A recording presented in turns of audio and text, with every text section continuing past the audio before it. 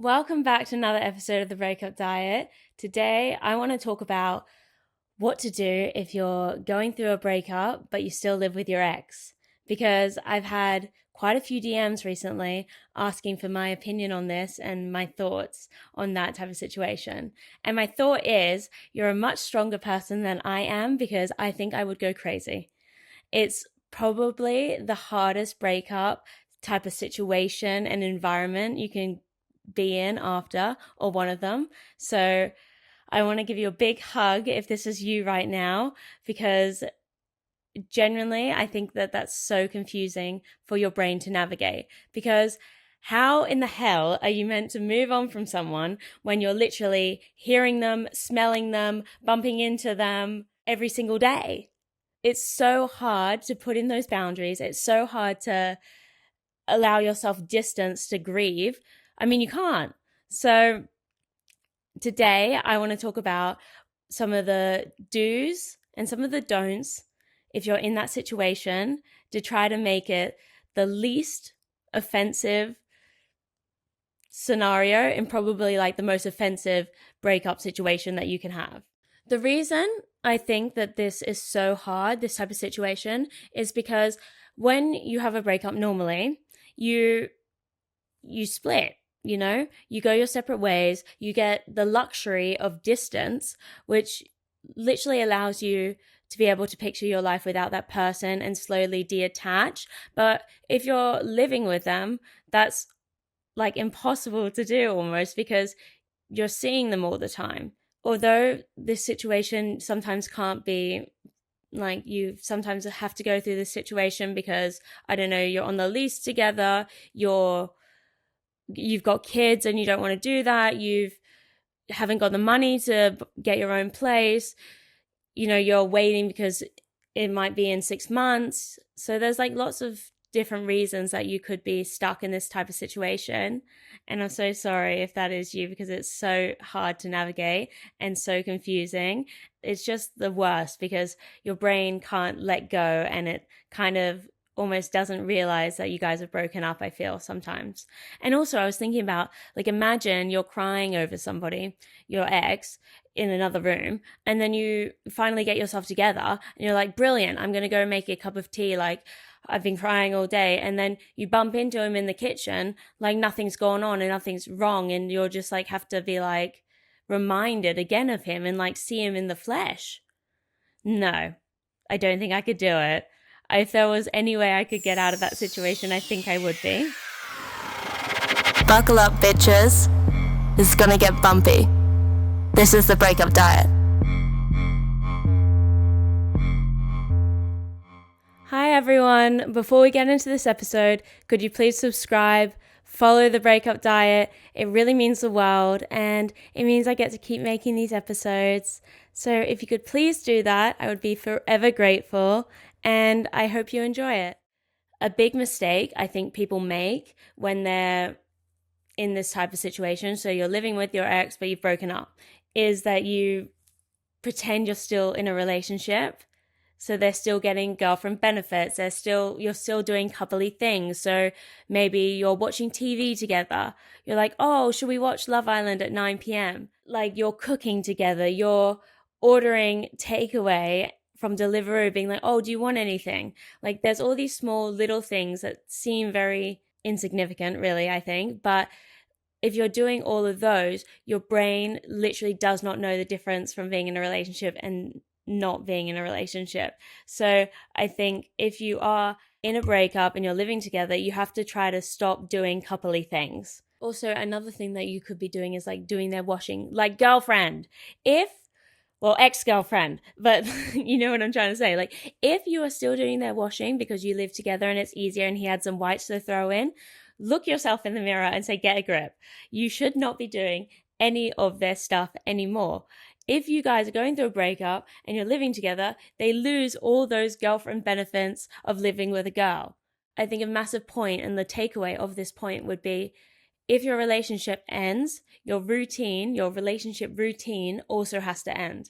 Okay, now can we talk about how delusional heartbreak can make you?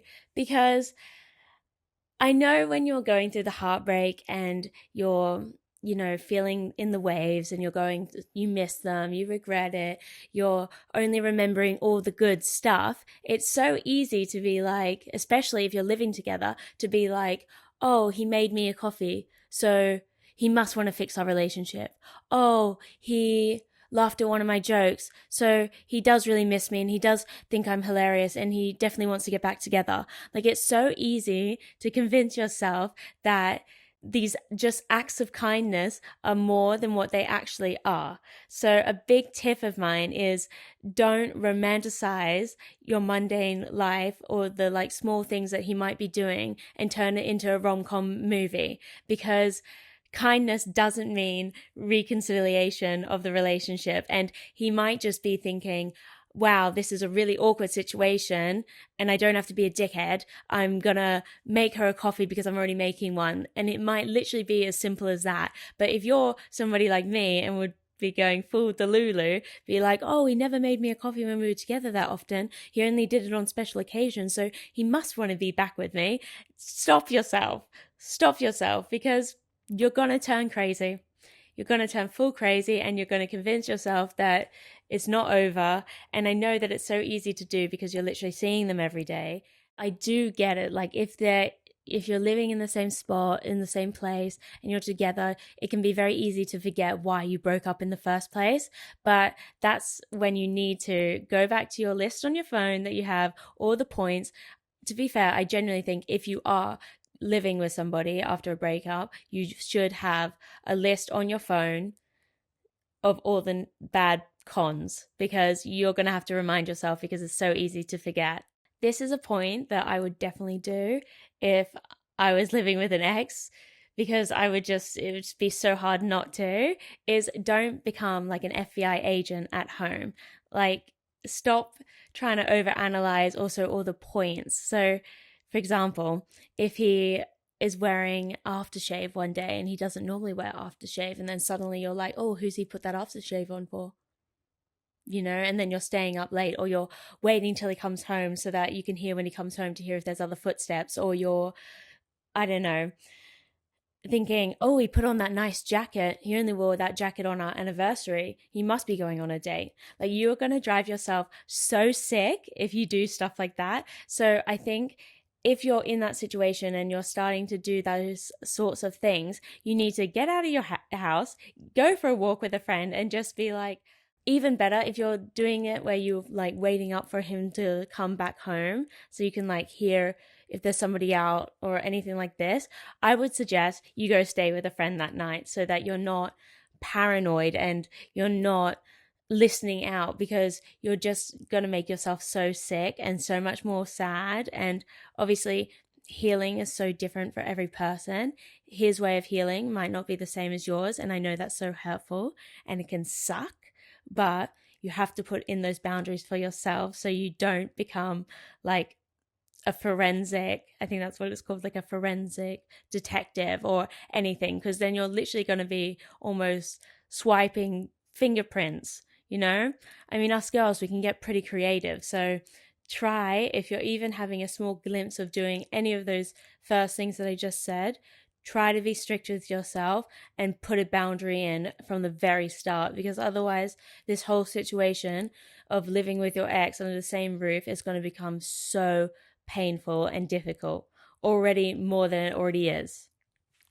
Now, this point that I do not want you to do is, don't keep bringing up and reopening the relationship and the relationship wound and the breakup. So don't be asking every single night at 10 p.m, why did we break up? Was I not good enough?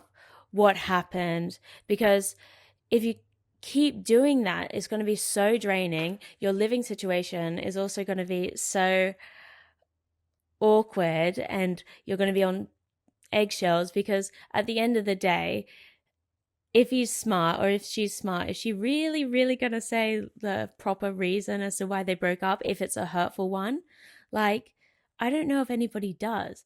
Allow yourself to have maybe one more conversation if you want to, where you can ask the whys, the do you miss me? Why didn't it work? Have you met somebody else? What was it about me that you didn't see long term? Did I do something? All these sort of questions that you might ask yourself after a breakup. I think you can allow yourself to do it once after you guys have broken up, and then maybe a few weeks or a month later, if you're still living together, you can ask, because I think it's kind of impossible not to, especially being under the same roof. But I think you have to put in a strong boundary with yourself and do not keep doing that. Like, do not keep asking the same questions. Do not keep opening the wound, because it's just going to get so awkward. And also, there's only so many times somebody can say they don't want you, and you don't need to keep hearing it, especially if they're being really honest about it. This is something that I made a mistake with in my own breakup. Like, I let my ex tell me in so many different variations that he didn't want to be with me. And honestly, it didn't really get easier at any time. It still hurt because there was a new angle from it. So my advice is to you is, yes, have that conversation once, maximum twice if you need to, and then don't do it. You honestly just have to kind of remove yourself totally. I wouldn't even be having conversations where you ask too much about their day to day if you're broken up, because you're just going to get sucked back into that universe that you were together with him in, because his friends, what he does, his routine. So if you're constantly reopening that sort of stuff, you can also work out things that might not be making sense, and you're just going to drive yourself even more delulu. And one thing I want to say is, literally nothing good comes from a conversation after 10 p.m., especially in a breakup. No, don't do it to yourself. Stay strong, stay guarded with that. Now, this is quite an obvious one, but I feel like if you are exes living under the same roof, it's something that you're probably going to end up doing at some point, and you really should not do this, and do not let yourself do this, is have sex with your ex. No. Number one, they do not get access to you like that anymore. Number two, it's going to keep you stuck in this relationship loop. Number three, if you're a woman, you're literally, don't mean release a hormone when we have sex with them, so you're not even allowing yourself to move on. Number four, imagine if you do have sex with them and then they're on a date the next day and you're like, but we had sex last night, but he's like, but we broke up and we're not together. Because I feel like men can detach a bit more than women can when it comes to intimacy. So do yourself a favor and don't have sex with your ex. Don't do it. I don't care if you're 6 Aperols deep and you're feeling like a bit of frisky time. No, I actually think you should, in that case, if you really want frisky time and that's your MO, find somebody out, because it will be a lot less hurtful than doing that and then them still not wanting to be with you. I promise you. And I do get that it's really easy to do something like that. It's familiar. It's you were really close. It's easy because they're there. You're lonely. I do get how people can do that, and it's so normal. But you can't confuse closeness with closure. Being close to somebody doesn't bring you closure. And then also, every time you sleep with someone that you're in a relationship with and had that deep bond with, you're literally putting pause on your healing. So you're prolonging your healing. Okay, so that was some of the do nots that I was thinking, or some of the mistakes and things that you shouldn't do if you're in this horrible situation. But now I think I should talk about some of the things that you should do.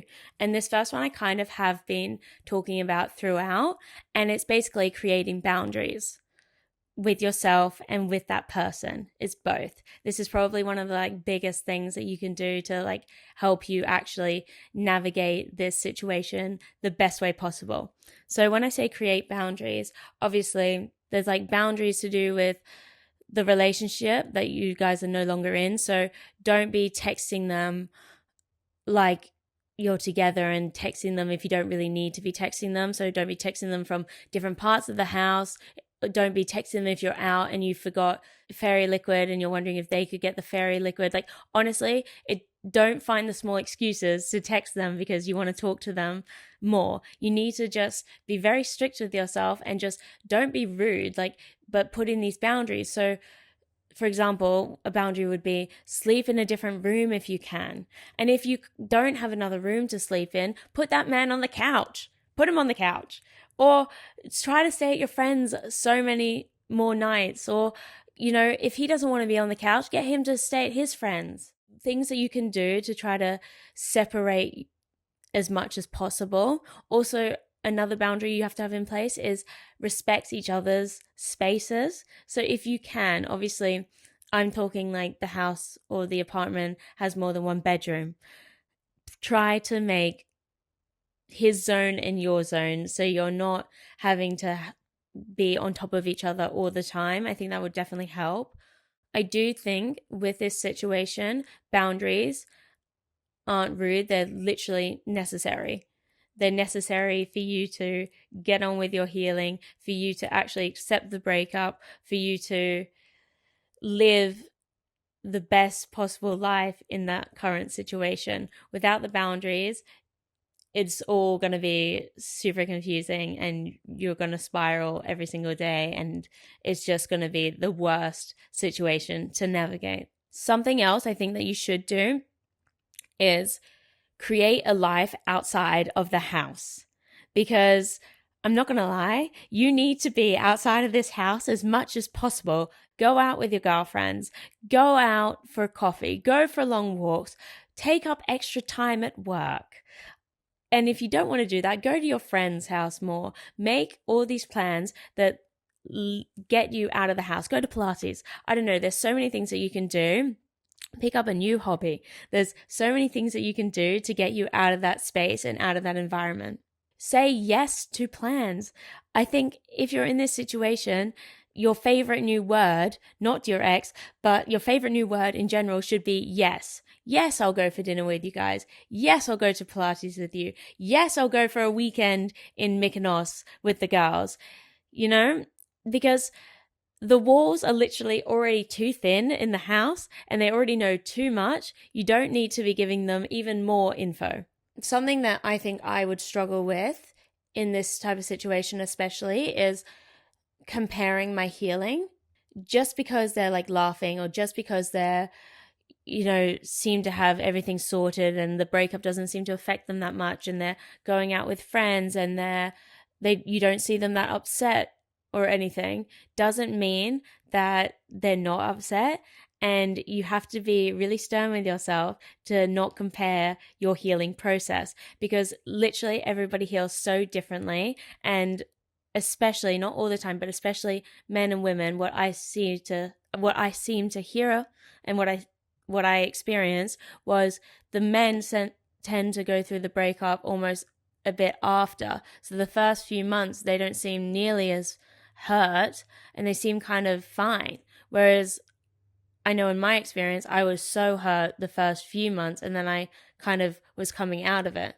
So a big piece of advice is do not compare your healing and try to just let them do their thing, you do your thing, and stop overanalyzing if they're okay or if they're not okay, and if your feelings seem similar to them that day. Like, it's so unhealthy. Healing isn't a race, so remember that. Now, this is something that I think will help you in this weird situation that you're in, is you need to plan your future. And what I mean by planning your future whilst you're still living with your ex under the same roof is save money, look for rentals, think about what you really want to do in your life, where you want to live. Maybe you could even make like a Pinterest board of like special things that you want in the apartment now that you don't have to think about that man or you don't have to think about that person. I think visualizing what you want your future and your future place to look like and all of that without that person is so healthy. And also it kind of reminds your brain that this situation, although it's really crappy right now, isn't forever. So you have something to look forward to. You have something to like plan, get motivation for, get excited about. And I think that would really help. And then my final do that I believe you should do if you are currently living with your ex is stop relying on your ex for emotional support and being your best friend, because your brain will just get too confused, and it's very easy to confuse all of those emotions. And you know what? You kind of have lost that best friend, at least for a period. So you need to, in that case, lean on your friends, lean on your family, get a therapist. Like, I do think you should be seeking help from somebody else. So I hope you enjoyed this episode, and I want to leave you guys with something that you need to remember if you're currently going through this situation. So if you are currently living with an ex after a breakup, I promise you this is not forever, and one day you will have your peace back, because you won't be overanalyzing every conversation. You won't be listening in to hear when they're coming home. You won't be caught literally seeing them, hearing them, smelling them every single day. Like, that distance will really help. And you have to remember that you have a new chapter that's about to begin very soon, that's going to be all yours. You're going to have your own place, or you're going to have a shared place with somebody else. And you literally, what's actually amazing about this situation, a little bit, like a little nugget that's kind of nice, is that once you are finally out of it and you close that front door, right, get to leave that relationship behind you and start fresh in a new place with somebody else or by yourself, and you get to make that totally your own. So your peace will come back to you. And if you have gone through a situation like this, please write in and tell me like how you navigated it or what you found difficult. If I didn't mention it today, I'd love to hear it. So thank you so much, and I hope you enjoyed it.